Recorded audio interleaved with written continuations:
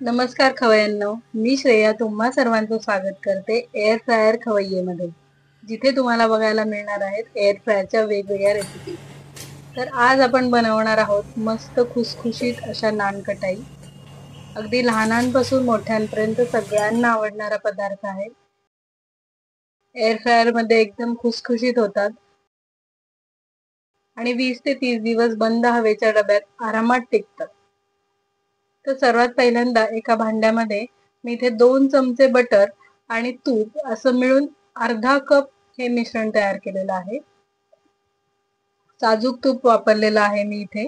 त्याच्यानंतर त्याच्यामध्ये 3/4 कप पिठी साखर घेतलेली आहे मी। ही पिठी साखर मी घरी तयार केलेली आहे आणि चाळून घेतलेली आहे। तुमच्याकडे समजा कपचं मेजरमेंट नसेल तर कोणतीही मोठी वाटी घेतली आणि त्या वाटीने सगळं साहित्य मेजर केलं तरी सुद्धा चालेल। त्यानंतर मी हे मिश्रण या इलेक्ट्रिक विस्करने चांगलं मिक्स करून घेणार आहे। तर इथे तुमच्याकडे इलेक्ट्रिक विस्कर नसेल तर तुमचा साधा विस्कर किंवा हाताने सुद्धा एकत्र करू शकता।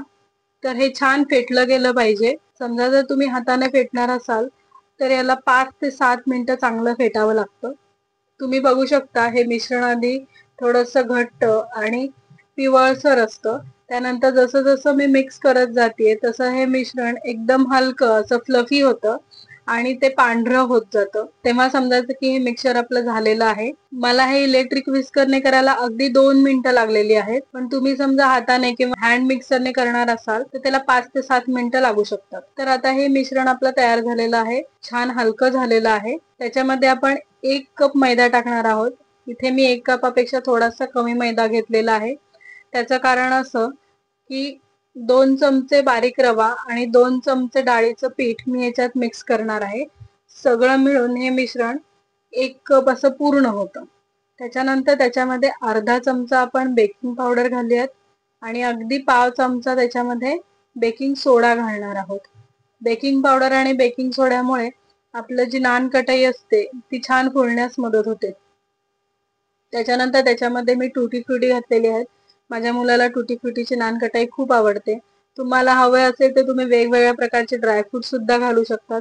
खूप छान लागते ड्रायफ्रूटची नानकटाई। त्यानंतर हे थोडं मिक्स करून घेऊन आपण हाताने अलगद पीठ मळणार आहोत। लक्षात ठेवा हे जास्त जोर देऊन आपण कणिक मळतो तसं घट्ट पीठ मळायचं नाहीये। हलक्या हाताने मिक्स करत राहायचंय। तुम्ही इथे बघू शकता पीठ अगदी सहजपणे बांधलं जात आहे। तर ह्याचा गोळा छान तयार होतो। तुम्हाला अगदी वाटत असेल की गोळा तयार होत नाहीये तर 2 चमचे तूप ऍड करा। पण ह्या पद्धतीचं परफेक्ट माप घेतलं ना तुम्ही तर तुमच्या नानकटाई अजिबात बिघडणार नाहीत आणि एक्स्ट्रा तुपाची सुद्धा गरज पडणार नाही। लक्षात ठेवा हे जेव्हा आपण पीठ मळतो तेव्हा हाताच्या उष्णतेमुळे आपोआप तूप थोडंसं मऊ होतं आणि गोळा घट्ट मळला जातो। हळूहळू करून हा गोळा मळून घ्यायचा आहे। त्यानंतर ह्याच्यामध्ये मी 3 थेंब व्हॅनिला इसेन्स आणि 1 चमचा वेलची पावडर टाकणार आहे। हे मुद्दामून नंतर टाकत आहे जेणेकरून ह्याचा स्वाद खूप छान येतो व्हॅनिला इसेन्स आणि वेलची पावडरचा। आणि अगदी 2 ते 3 मिनिटं हे मिश्रण आपण झाकून ठेवूयात। तोपर्यंत आपण बटर पेपर तयार करून घेऊ। बटर पेपरला इथे मी तूप मस्त सगळीकडे ग्रीस करून घेतलेलं आहे। त्यानंतर या सारणाचे लिंबा एवढे गोळे करून घेऊयात। इथे एक गोष्ट लक्षात ठेवायची, नानकटाई तयार झाल्यानंतर ती आकाराने डबल होते। त्याच्यामुळे मी आता ज्या नानकटाई करतेय त्याच्यापेक्षा त्या डबल होणार आहेत। तुम्हाला अगदी छोट्या छोट्या हवे असतील तर अगदी गोळे छोटे छोटे गोल गोळे ठेवा तर त्या छान छोट्याशा तयार होतील। पण आमच्याकडे श्रुशबेरी सारख्या मोठ्या नानकटाई आवडतात, त्याच्यामुळे मी हे नानकटाई अशी पसरट करणार आहे इथे। तर ह्या सगळ्या सारणामध्ये माझे साधारण 12 ते 13 नानकटाई मीडियम साईजच्या तयार झालेल्या आहेत। तर इथे मी एअर फ्रायर 5 मिनिटं 160 डिग्री सेल्सिअसला आधी प्रीहीट करून घेतलेला होता। एअर फ्रायर आधी प्रीहीट करून घेतला म्हणजे आतला पदार्थ लवकर एअर फ्राय होण्यास मदत होते। त्याच्यानंतर आत ठेवल्यानंतर आपण ह्याच्यावर थोडेसे टुटी फ्रुटी आणि काजूने डेकोरेट करणार आहोत। तुम्ही कोणते ड्रायफ्रुट्सने डेकोरेट करू शकता। आता इथे महत्वाची गोष्ट म्हणजे आपण ही नानकटाई पहिले 10 मिनिटं 160 डिग्री सेल्सिअसला एअर फ्राय करणार आहोत आणि त्यानंतरचे 10 मिनिटं 200 डिग्री सेल्सिअसला एअर फ्राय करणार आहोत। त्याचं कारण असं, पहिले 10 मिनिटं लो डिग्री सेल्सिअसला एअर फ्राय केले म्हणजे आतून त्या नानकटाई व्यवस्थित शिजतात आणि खुसखुशीत होतात आणि त्यानंतरचे पुढचे 10 मिनिटं आपण 200 डिग्री सेल्सिअसला करणार आहोत, म्हणजे वरून छान क्रस्ट येतो आणि कलर सुद्धा छान येतो नानकटाई. आता इथे तुम्ही बघू शकता अर्धा वेळ झालेला आहे आणि ह्या नानकटी ऑलमोस्ट आकाराने डबल झालेल्या आहेत. या स्टेजला मी इथे दूध आणि बटर थोडंसं मेल्ट करून घेतलेलं बटर आहे, हे दोन्ही एकत्र त्याच्यावर लावणार आहे. त्याच्यामुळे वरून क्रस्ट खूप छान येतो आणि नानकटाईला कलर सुद्धा मस्त येतो एकदम. तर आता पुढचे 10 मिनिटं मी इथे 200 डिग्री सेल्सिअसला एअर फ्राय करून घेणार आहे. इथे एअर फ्राय झालेले आहेत नानकटाई. तुम्ही बघू शकता मस्त अशा खुसखुशीत नानकटाई तयार आहेत.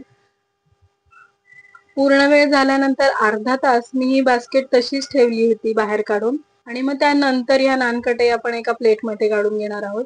याचं कारण असं की गरम असताना त्या नानकटाई थोड्याशा मऊच असतात. तुम्हाला असं वाटेल की नानकटाई खुसखुशीत झाल्या नाहीत, पण त्याला वारं पिऊ द्यायचं. जवळजवळ अर्धा तास त्या तशाच बाहेर ठेवून द्यायच्या आणि मग त्यानंतर त्या खुसखुशीत होतात छान खाण्यासारख्या. इथे बघू शकता तुम्ही मस्त खुसखुशीत तोंडात विरघळण्यासारख्या या नानकटाई तयार आहेत. चहा सोबत खूप छान लागतात. लहान मुलांना तर खूप आवडतात या नानकटाई. बघा आतून सुद्धा मस्त फ्लफी झालेले आहेत. खूप छान लागतात चवीला. अगदी तोंडात टाकताच विरघळतात. आणि या नानकटाई हवाबंद डब्यात 20 ते 30 दिवस आरामात राहतात. अजिबात खराब होत नाहीत, कारण आपण याच्यात जरा सुद्धा दूध किंवा पाण्याचा वापर केलेला नाहीये. तर रेसिपी कशी वाटली ते मला नक्की कमेंट बॉक्स मध्ये सांगा. रेसिपी आवडली असेल तर व्हिडिओला लाईक करा आणि चॅनलला सबस्क्राईब करा. पुन्हा भेटू अशाच एका नवीन व्हिडिओमध्ये. तोपर्यंत एअर फ्रायच्या नवनवीन रेसिपीज करत राहा आणि हेल्दी राहा. थँक्यू.